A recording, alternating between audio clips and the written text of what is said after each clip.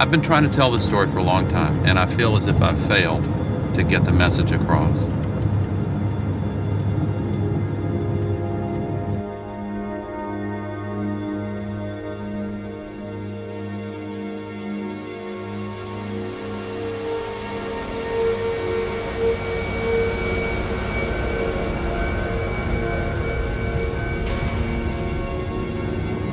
I was in politics for a long time.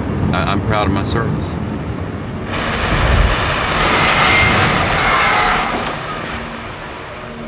You gotta be kidding me. This is a national disaster.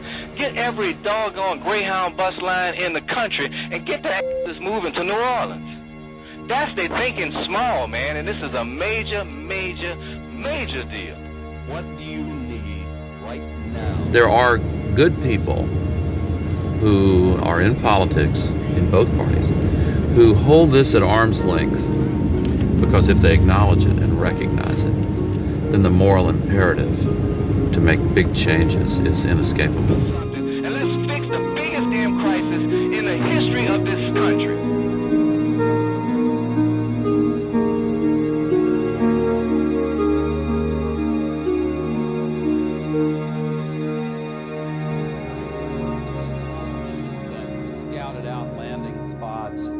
And they lost radio contact when they went around the dark side of the moon. And there was inevitably some suspense.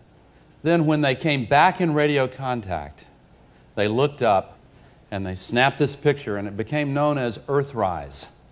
And that one picture exploded in the consciousness of humankind. It led to dramatic changes. Within 18 months of this picture, the modern environmental movement had begun. The next picture was taken on the last of the Apollo missions, Apollo 17. This one was taken on December 11th, 1972, and it is the most commonly published photograph in all of history. And it's the only picture of the Earth from space that we have where the sun was directly behind the spacecraft so that the Earth is fully lit up and not partly in darkness. The next image I'm going to show you has almost never been seen. It was taken by a spacecraft called the Galileo that went out to explore the solar system. And as it was leaving Earth's gravity, it turned its cameras around and took a time-lapse picture of 1 day's worth of rotation, here compressed into 24 seconds. Isn't that beautiful? This image is a magical image in a way. It was made by a friend of mine, Tom Van Sant.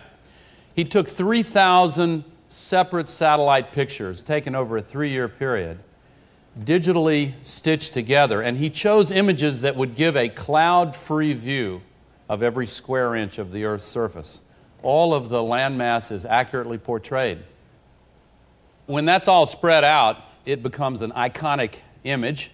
I show this because I want to tell you a story about 2 teachers I had. One that I didn't like that much, the other who was a real hero to me. I had a grade school teacher who taught geography by pulling a map of the world down in front of the blackboard. I had a classmate in the 6th grade who raised his hand and he pointed to the outline of the east coast of South America and he pointed to the west coast of Africa and he asked, "Did they ever fit together?" And the teacher said, "Of course not. That's the most ridiculous thing I've ever heard." That student went on to become a drug addict and a ne'er-do-well. The teacher went on to become science advisor in the current administration.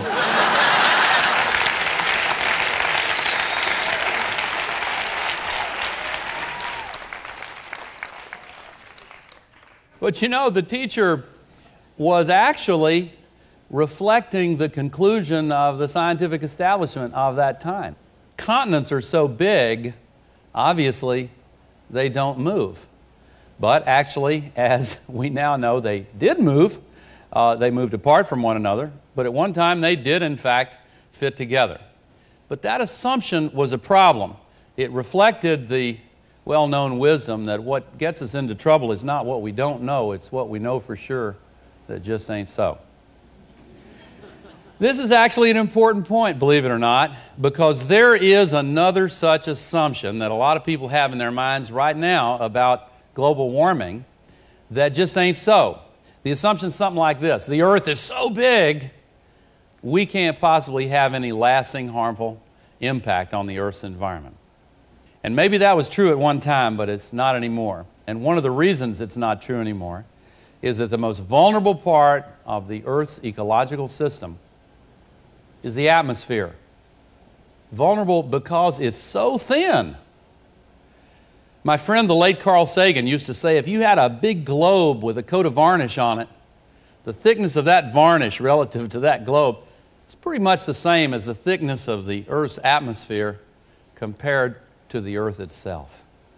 And it's thin enough that we are capable of changing its composition. That brings up the basic science of global warming, and I'm not going to spend a lot of time on this because you know it well. The sun's radiation comes in the form of light waves, and that heats up the Earth, and then some of the radiation that is absorbed and warms the Earth is re-radiated back into space in the form of infrared radiation. And some of the outgoing infrared radiation is trapped by this layer of atmosphere and held inside the atmosphere. And that's a good thing because it keeps the temperature of the Earth within certain boundaries, keeps it relatively constant and livable. But the problem is this thin layer of atmosphere is being thickened by all of the global warming pollution that's being put up there. And what that does is it thickens this layer of atmosphere. More of the outgoing infrared is trapped. And so the atmosphere heats up worldwide. That's global warming.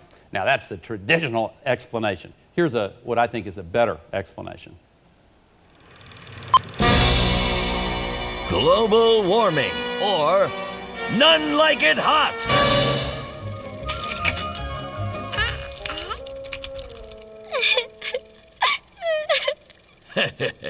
You're probably wondering why your ice cream went away. Well, Susie, the culprit isn't foreigners, it's global warming. Global wobble? Yeah. Meet Mr. Sunbeam. He comes all the way from the sun to visit Earth. Hello, Earth. Just popping in to brighten your day. La la la la la la la. And now I'll be on my way. Not so fast, Sunbeam. We're greenhouse gases. You ain't going nowhere. Oh! Ah! Oh! Ah! Oh! Oh, God, it hurts! Pretty soon, Earth is chock full of sunbeams. They're rotting corpses heating our atmosphere. How do we get rid of the greenhouse gases? Fortunately, our handsomest politicians came up with a cheap, last-minute way to combat global warming. Ever since 2063, we simply drop a giant ice cube into the ocean every now and then. Just like Daddy puts in his drink every morning. And then he gets mad. Of course, since the greenhouse gases are still building up, it takes more and more ice each time. Thus, solving the problem once and for all. But... Once and for all!